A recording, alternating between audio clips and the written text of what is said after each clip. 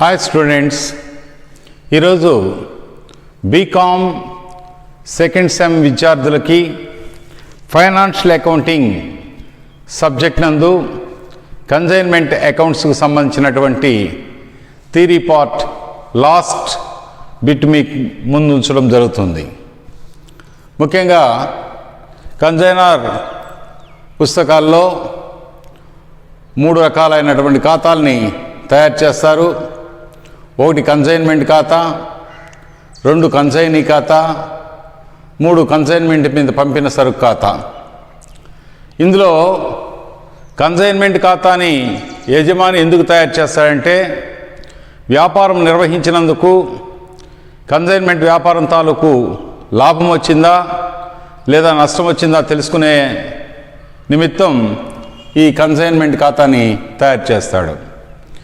అలాగనే రెండో ఖాతా కన్సైనీ ఖాతాని ఎందుకు తయారు చేస్తారంటే, కన్సైనీకి సరుకు పంపించిన తర్వాత కన్సైనీ సరుకుని అమ్మి ఆ అమ్మగా వచ్చిన మొత్తంలో నుంచి తన ఖర్చులు, తన కమిషన్, తన అడ్వాన్సు అన్నీ మినహాయించుకొని అతని నుంచి కన్సైనీ నుంచి రావాల్సిన మొత్తం ఎంత అనేది తెలుసుకునే నిమిత్తం ఈ కన్సైనీ ఖాతాని కన్సైనర్ యజమాని తన పుస్తకాలు తయారు చేసుకుంటాడు.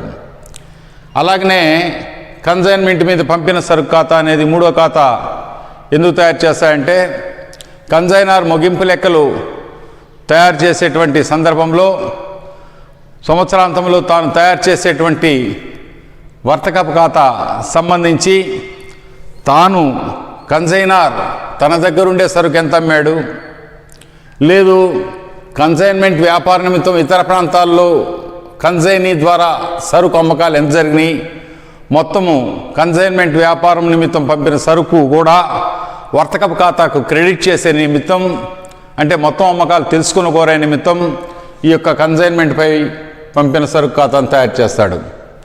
ఈ విధంగా 3 ఉద్దేశాలతోటి కన్సైనర్ తన పుస్తకాల్లో ఫస్ట్ అకౌంట్ కన్సైన్మెంట్ ఖాతా లాభము లేదా నష్టం తెలుసుకుని కోరే నిమిత్తం, 2 కన్సైనీ ఖాతా కన్సైనీ అకౌంట్ కన్సైనీ నుంచి రావాల్సిన మొత్తం ఎంతో తెలుసుకుని కోరే నిమిత్తం, అలాగనే 3rd one goods cent on consignment account consignment మీద పంపిన సరుకు ఎంత అనేది ఆ యొక్క మొత్తాన్ని తాను తయారు చేసేటువంటి ఫైనల్ అకౌంట్స్లో వర్తకపు ఖాతాకి ఎంత క్రెడిట్ చేయాలనేటువంటి ఉద్దేశంతో ఈ యొక్క ఖాతాను తయారు చేసుకుంటాడు. ఇవి కన్సైనర్ పుస్తకాల్లో ముఖ్యంగా ఈ 3 ఖాతాలను తయారు చేయడంలో ముఖ్య ఉద్దేశం. అందులో మొట్టమొదటిది కన్సైన్మెంట్ ఖాతా వచ్చేసి, ఈ ఖాతా ముఖ్య ఉద్దేశం కన్సైన్మెంట్ మీద ఎంత లాభము లేదా నష్టం వచ్చింది తెలుసుకోవడం. కన్సైన్మెంట్ ఖాతా వర్తక లాభ నష్టాల ఖాతాను పోలి ఉంటుంది. ఈ ఖాతాకు డెబిట్ వైపున కన్సైన్మెంట్పై పంపిన సరుకు, కన్సైనర్ యొక్క ఖర్చులు, కన్సైనీ యొక్క ఖర్చులు, కన్సైనీ కమిషన్ ఈ ఖాతాకు డెబిట్ చేసి, ఇదే ఖాతా క్రెడిట్ వైపున కన్సైనీ చేసిన అమ్మకాలు, ముగింపు సరుకు అన్నీ కూడా చూపించడం జరుగుతుంది. అలాగనే కన్సైనీ వద్ద ఉండేటువంటి ప్రారంభపు సరుకును కూడా ఉంటే దాన్ని కూడా ఈ ఖాతాకు డెబిట్ చేయడము జరుగుతుంది. కన్సైనీ చేసినటువంటి సరుకు వాపసులు ఈ ఖాతాకు క్రెడిట్ చేయడం జరుగుతుంది. నమోదులన్నీ పూర్తయిన తర్వాత ఖాతా క్రెడిట్ వైపు మొత్తము డెబిట్ వైపు మొత్తం కంటే అధికంగా ఉంటే లాభమని, తక్కువగా ఉంటే నష్టమని తెలుస్తుంది.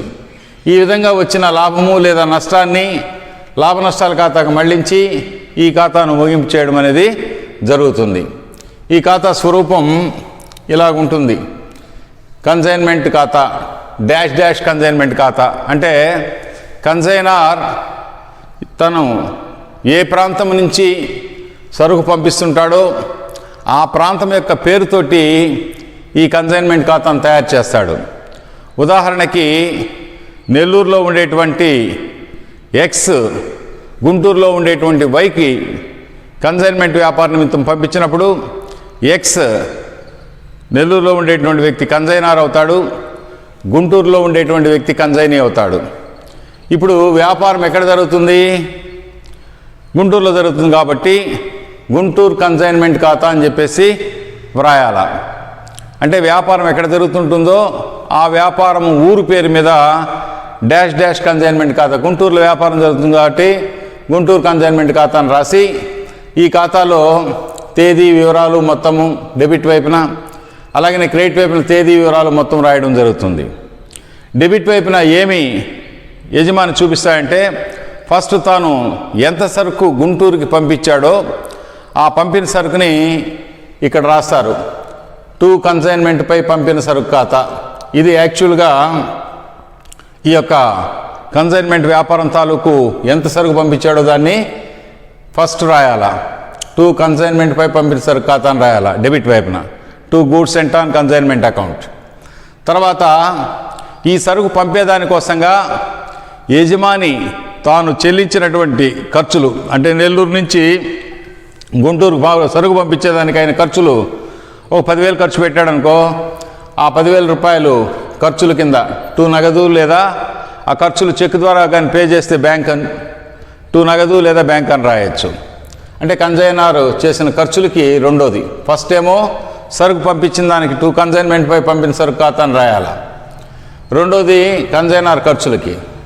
తర్వాత కన్సైనీ చేసిన ఖర్చులకి రాయాలా.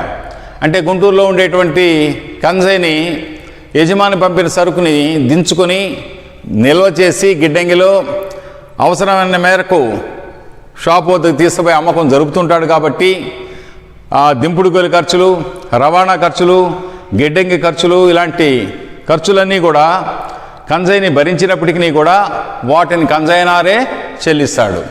సో కన్సైనర్ పెట్టిన ఖర్చులకేమో టు నగదు అని రాస్తాము. కన్సైనీ చెల్లించిన ఖర్చులకి టు కన్సైనీ పేరు. కన్సైనీ పేరు వై అనుకో, గుంటూరులో ఉండేటువంటి కన్సైనీ పేరు టు వై ఖాతా అని రాస్తాము. తర్వాత గుంటూరులో ఉండేటువంటి కన్సైనీ ఈ సరుకుని ఎందుకోసం అమ్ముతాడు? తనకేదో కమిషన్ వస్తుందని అమ్ముతాడు అమ్మకాల మీద. సో అమ్మకాల మీద 5% 10% అని చెప్పినప్పుడు అమ్మకాలు కన్సైనీ చేసినటువంటి అమ్మకాల మీద కమిషన్ లెక్కించి ఆ కమిషన్ తాను తీసుకుంటాడు కాబట్టి కన్సైనీ పేరు మీద టు కన్సైనీ ఖాతా అని రాయాలా. అంటే కన్సైనీ ఖర్చులకి టు కన్సైనీ అని రాయాలా, కన్సైనీ కమిషన్ కూడా టు కన్సైనీ అని రావాలా. ఇది ఖర్చులు, ఇది కమిషన్. అంటే కన్సైనీ పేరు 2 సార్లు రావాలి ఈ కన్సైన్మెంట్ ఖాతాలో. గుంటూరు కన్సైన్మెంట్ ఖాతాలో డెబిట్ వైపున టు కన్సైన్మెంట్పై పంపిన సరుకు ఎంత సరుకు పంపించాడని డెబిట్ చేస్తాం. కన్సైనర్ చెల్లించిన ఖర్చులకు టు నగదు లేదా బ్యాంక్ అని రాస్తాం. తర్వాత కన్సైనీ చెల్లించిన ఖర్చులకి టు కన్సైనీ ఖాతా, కన్సైనీ పేరు రాస్తాం. కన్సైనీ యొక్క కమిషన్కి టు కన్సైనీ అని చెప్పి వారి కమిషన్ రాస్తాం. ఇవి రాసిన తర్వాత కన్సైనీ నిర్వహించినటువంటి అమ్మకాలకి బై కన్సైనీ ఖాతా అని చెప్పి రాయాలి. అమ్మకాలు క్రెడిట్ చేయాలి. పంపిన సరుకేమో డెబిట్ చేస్తాడు, అమ్మకాలు క్రెడిట్ చేస్తారు. ఎవరు అమ్ముతున్నారు? కన్సైనీ అమ్ముతున్నాడు కాబట్టి కన్సైనీ పేరు రాస్తాం. తర్వాత కన్సైన్మెంట్ వ్యాపారంలో ఒక 1000 కేసులు పంపిస్తే 900 కేసులు అమ్మేశాడు గుంటూరులో ఉండేటువంటి కన్సైనీ. ఒక 100 కేసులు మిగిలిపోతే ఆ మిగిలిన సరుకుని బై కన్సైన్మెంట్ ముగింపు సరుకు ఖాతా, by stock on consignment account అని చెప్పేసి ఆ యొక్క మిగిలిపోయినటువంటి సరుకుని, ముగింపు సరుకుని కన్సైన్మెంట్ ఖాతాకి క్రెడిట్ చేయాలి. ఈ విధంగా చేసిన తర్వాత క్రెడిట్ వైపు మొత్తాలను, అంటే అమ్మకాలు ప్లస్ ముగింపు సరుకు 2 కలిపి టోటల్ చేసి ఆ టోటల్ని డెబిట్ వైపు తీసుకొచ్చి ఇందులో నుంచి పంపిన సరుకు, కన్సైనర్ ఖర్చులు, కన్సైనీ చెల్లించిన ఖర్చులు, కన్సైనీ కమిషన్ కూడి తీసేసినట్లయితే మనకి లాభం వస్తుంది. అంటే క్రెడిట్ వైపున ఎక్కువ ఉండి డెబిట్ వైపున తక్కువ ఉంటే లాభం వస్తుంది. ఒకవేళ డెబిట్ వైపున ఎక్కువ ఉండి క్రెడిట్ వైపున తక్కువ ఉంటే నష్టం వస్తుంది.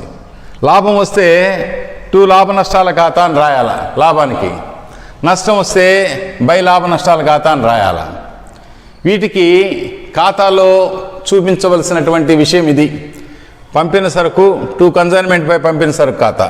గుంటూరులో వ్యాపారం జరుగుతుంది కాబట్టి గుంటూరు కన్సైన్మెంట్ ఖాతాలో ఫస్ట్ టు కన్సైన్మెంట్పై పంపిన సరుకు ఖాతా. కన్సైనర్ ఖర్చులకు టు నగదు లేదా బ్యాంక్ ఖాతా. కన్సైనీ ఖర్చులకి టు కన్సైనీ పేరు ఖాతా. అలాగనే కన్సైనీ యొక్క కమిషన్కి టు కన్సైనీ ఖాతా. అమ్మకాలకి బై కన్సైనీ ఖాతా.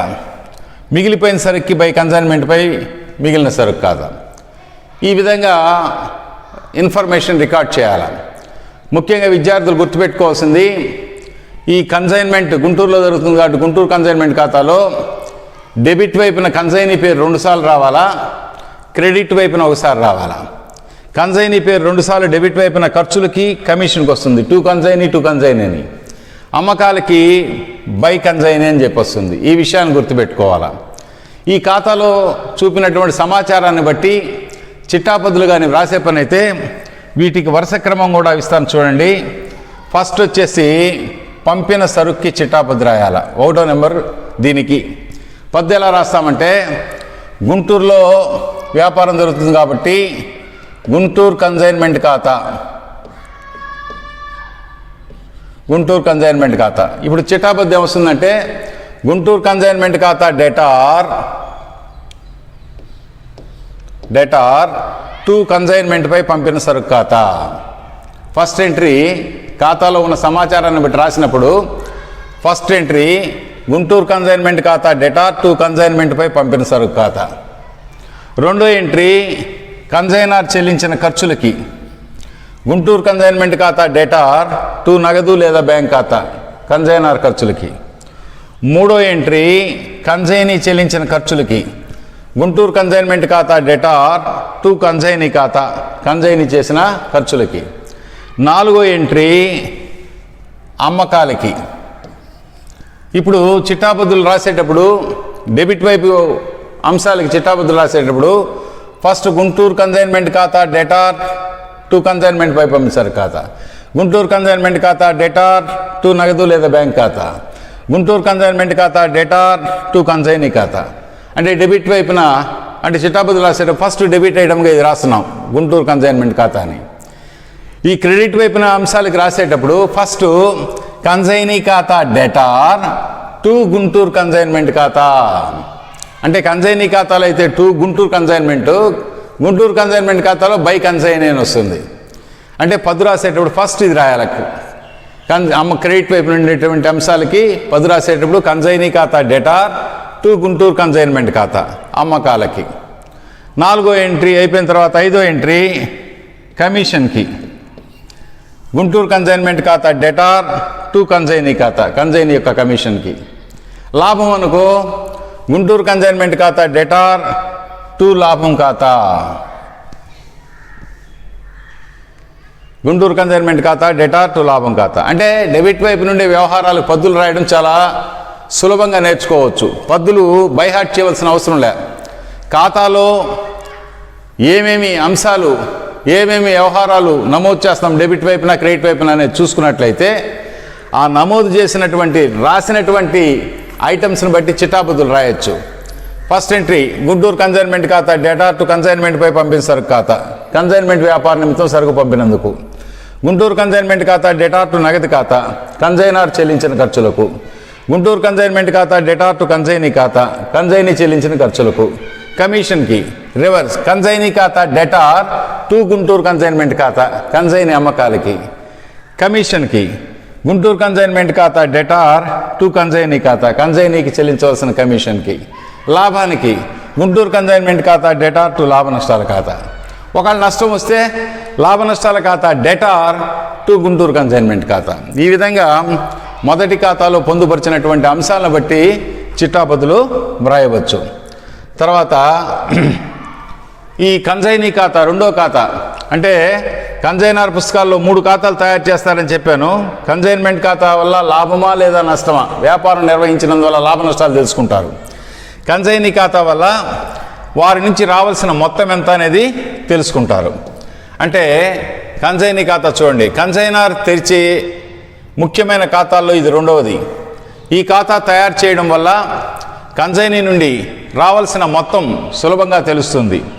కన్సైనీ చేసిన మొత్తం అమ్మకాలు ఈ ఖాతాకు డెబిట్ చేయాలి. కన్సైనీ చేసిన వివిధ ఖర్చులు కమిషన్ బయానాగా ఇచ్చిన మొత్తాన్ని ఈ ఖాతా క్రెడిట్ చేయాలి. ఈ ఖాతా నుండి కన్సైనీ నుంచి రావాల్సిన మొత్తాన్ని చూపాలి అని ఉంది. అంటే ఈ కన్సైనీ ఖాతాని తయారు చేయడంలో ముఖ్య ఉద్దేశం ఏంటంటే ఈ యొక్క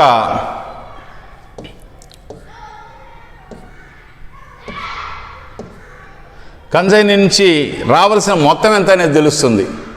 అంటే ఈ కన్సైనీ ఖాతాకి మనం ఏం చేస్తామంటే డెబిట్ వైపున కన్సైన్మెంట్ ఖాతా అయిపోయినాక కన్సైనీ ఖాతాలో డెబిట్ వైపున వచ్చేసి అమ్మకాలు ఈ ఖాతాకి డెబిట్ చేయాలి. అంటే ఎట్లా చేస్తాము? ఇప్పుడు కన్సైన్మెంట్ ఖాతాలో కన్సైనీ ఖాతా అని రాస్తున్నాం కదా, అమ్మకాలు ఫస్ట్ రాసినప్పుడు కన్సైన్మెంట్ ఖాతాలో బై కన్సైనీ అయితే కన్సైనీ ఖాతాలో టు కన్సైన్మెంట్ ఖాతా అని వస్తుంది, డెబిట్ చేస్తాం. తర్వాత నెక్స్ట్ వచ్చేసి కన్సైనీకి సంబంధించిన సమాచారం అంతా ఇక్కడ ఉంది. 2 సార్లు డెబిట్ వైపున కన్సైనీ ఉంది, క్రెడిట్ వైపున ఒకసారి కన్సైనీ ఉంది. కాబట్టి కన్సైన్మెంట్ ఖాతాలో క్రెడిట్ వైపున ఉండేటువంటి ఈ యొక్క అమ్మకాలని ఫస్ట్ కన్సైనీ ఖాతా డెబిట్ చేయాలి. అంటే కన్సైన్మెంట్ ఖాతాలో బై కన్సైనీ అయితే కన్సైనీ ఖాతాలో టు కన్సైన్మెంట్ ఖాతా అని వస్తుంది.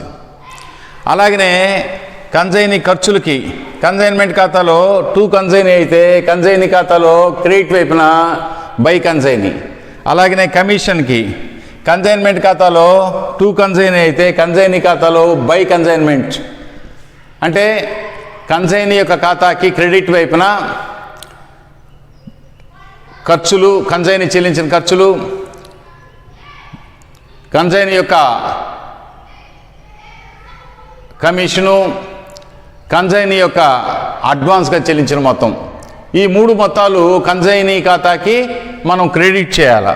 అంటే ఒక మాటలో చెప్పాలంటే ఈ కన్సైనీ ఖాతా ఇలా ఉంటుంది.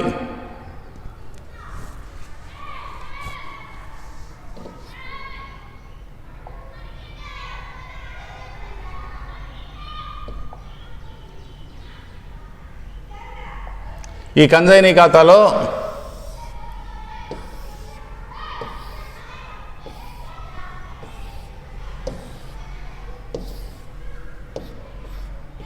డెబిట్, క్రెడిట్, కన్సైనీ ఖాతా. ఈ కన్సైనీ ఖాతా అనేది 2వ ఖాతా. మొదటి ఖాతా కన్సైన్మెంట్ ఖాతా యజమాని పుస్తకాల్లో, 2వది కన్సైనీ ఖాతా. ఈ కన్సైనీ ఖాతాలో ఫస్ట్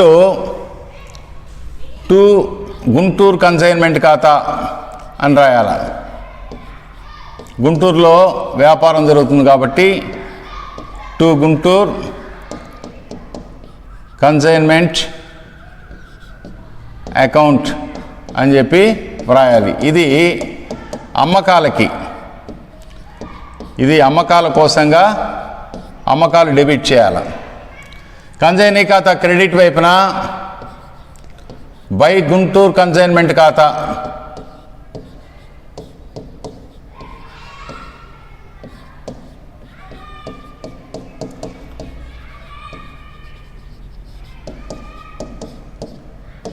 కన్సైన్మెంట్ ఖాతా అంటే ఇది కన్సైనీ యొక్క ఖర్చులకు.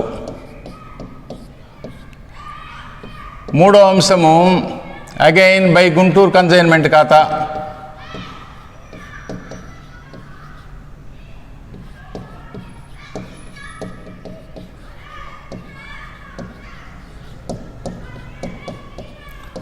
ఇది కమిషన్కి, కన్సైనీ యొక్క కమిషన్కి.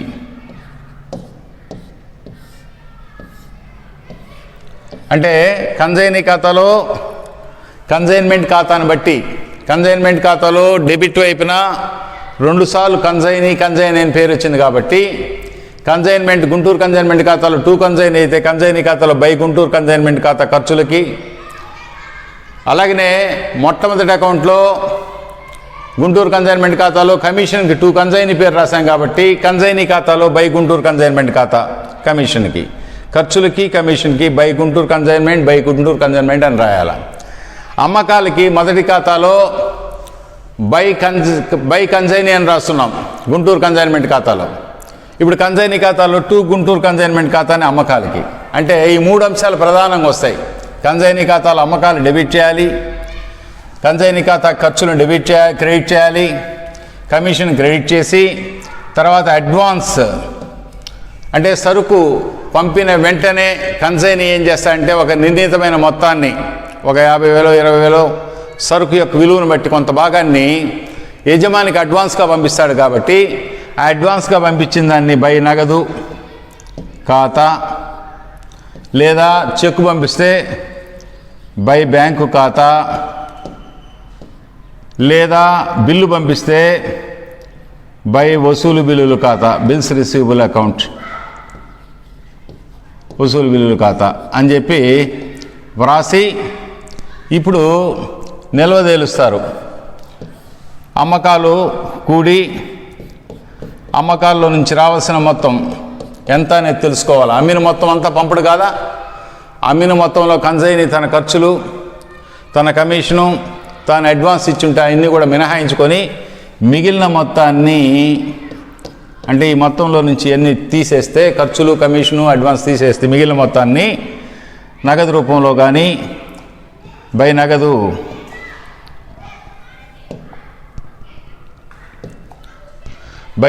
లేదా బై బ్యాంకు లేదా బై వసూలు బిల్లు అని చెప్పి దీనికి ఎదురుగా కూడా రాస్తాం. బై నగదు ఖాతా అంటే బ్యాలెన్స్ క్యాష్ ఇచ్చే పని బై నగదు ఖాతా, చెక్ ఇచ్చే పని బై బ్యాంక్ ఖాతా, బిల్ ఇచ్చే పని బై వసూలు బిల్లుల ఖాతా అని చెప్పి రెండో ఖాతా తయారు చేస్తాం.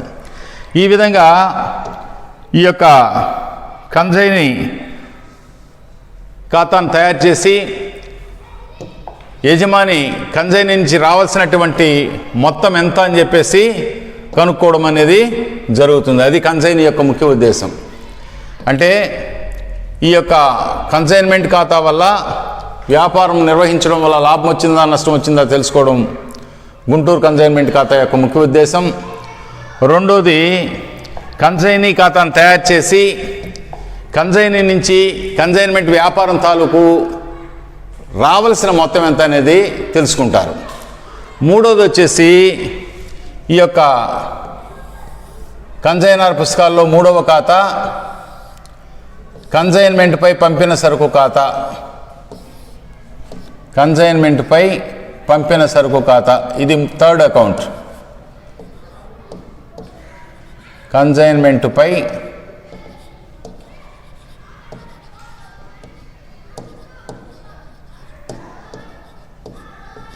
పంపిన సరుకు ఖాతా.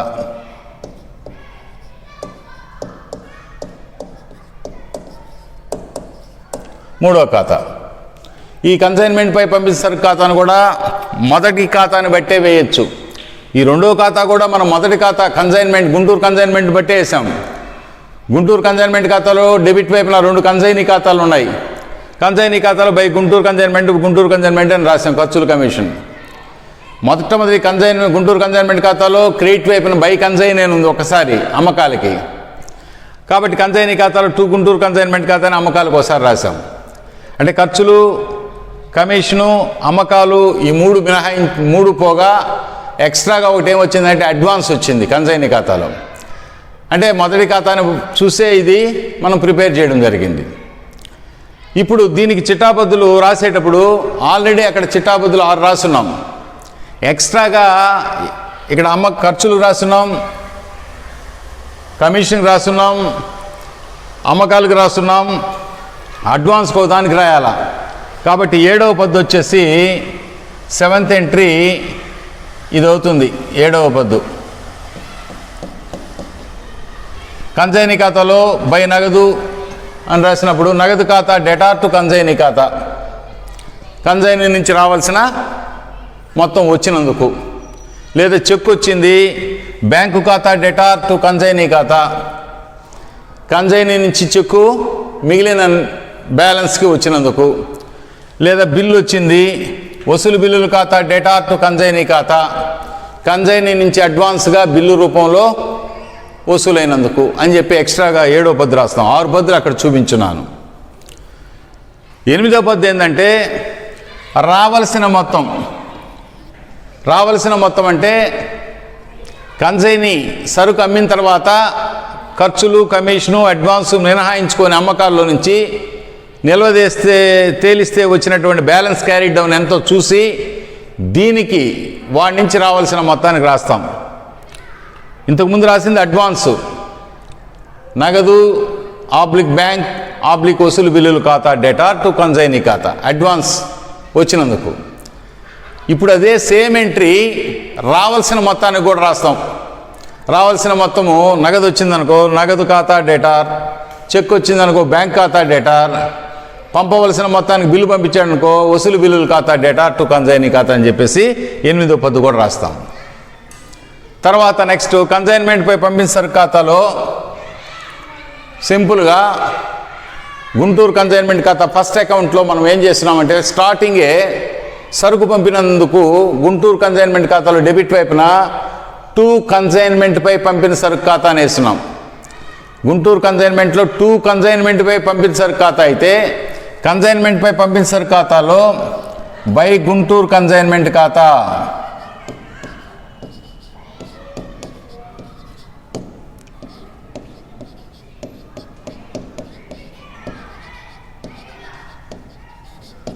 గుంటూరు కన్సైన్మెంట్ అకౌంట్ అంటే ఎంత సరుకు పంపించారో ఆ మొత్తాన్ని ఈ కన్సైన్మెంట్పై పంపిన సరుకు ఖాతా క్రెడిట్ చేయాలి. చేసేటప్పుడు ఏం రాయాలా? బై గుంటూరు కన్సైన్మెంట్ ఖాతా. ఎందుకంటే గుంటూరు కన్సైన్మెంట్ ఖాతాలో పంపిన సరుకు అయితే పంపిన సరుకు ఖాతాలో బై గుంటూరు కన్సైన్మెంట్ ఖాతా అని వస్తుంది. ఇప్పుడు నిల్వ తేల్చేస్తాం. ఇది ఒకటే వచ్చేది ఇక్కడ. నిల్వ తేలిస్తే క్రెడిట్ వైపున కూడిన మొత్తాన్ని పంపిన సరుకుని నిల్వ తేల్చేటప్పుడు ఆ తేల్చిన నిల్వని రాయకుండా ఆ తేల్చిన నిల్వని వర్తకపు ఖాతాకి ట్రాన్స్ఫర్ చేస్తాం, ట్రేడింగ్ అకౌంట్కి. టు వర్తకపు ఖాతా ట్రేడింగ్ అకౌంట్. అప్పుడు ఎంట్రీ ఏమవుతుందంటే 10వ ఎంట్రీ కన్సైన్మెంట్పై పంపిన సరుకు ఖాతా డేటా టు వర్తకపు ఖాతా. వర్తకపు ఖాతాకు ముగింపు లెక్కల సమయంలో క్రెడిట్ చేయవలసిన మొత్తానికి అని చెప్పి కన్సైనర్ పుస్తకాల్లో ఈ 3 ఖాతాలని చూపిస్తారు. ఫస్ట్ది కన్సైన్మెంట్ ఖాతా, లాభమా లేదా నష్టమా తెలుసుకునేదానికి. 2 కన్సైనీ ఖాతా, కన్సైనీ నుంచి రావాల్సిన మొత్తం ఎంత అనేది తెలుసుకునేదానికి. 3వది కన్సైన్మెంట్పై పంపిన సరుకు ఖాతా. కన్సైనర్ తాను తయారు చేసే ఫైనల్ అకౌంట్స్లో భాగంగా మొట్టమొదటి వర్తకపు ఖాతాకి మొత్తం అమ్మకాలు ఎంత తెలుసుకోవాలి కాబట్టి ఈ యొక్క కన్సైన్మెంట్పై పంపిన సరుకు అమ్మకాల తాలూకు ఆ యొక్క మొత్తాన్ని వర్తకపు ఖాతా క్రెడిట్ చేయాలి. అంటే గుంటూరు కన్సైన్మెంట్ ఖాతాలో టు వర్తకపు ఖాతా అయితే వర్తకపు ఖాతాలో బై గుంటూరు కన్సైన్మెంట్ ఖాతా అని చెప్పి క్రెడిట్ చేస్తారు. అంటే ముగింపు లెక్కల సమయంలో వర్తకపు ఖాతాకి తరలించవలసిన మొత్తం ఎంత అనేది తెలుసుకునేదానికి ఈ ఖాతాను తయారు చేస్తారు. ఈ విధంగా ఈ యొక్క కన్సైనర్ పుస్తకాల్లో 3 రకాల ఖాతాలు, కన్సైనర్ ఖాతా, 2 కన్సైనీ ఖాతా, 3 కన్సైన్మెంట్పై పంపిస్తారు ఖాతాలు వస్తాయి. ఈ వీడియో క్లిప్పింగ్స్ చూసి చక్కగా అర్థం చేసుకుంటారని ఆశిస్తూ మరొక టాపిక్లో మిమ్మల్ని కలుస్తాను. అంతవరకు సెలవు. ధన్యవాదములు.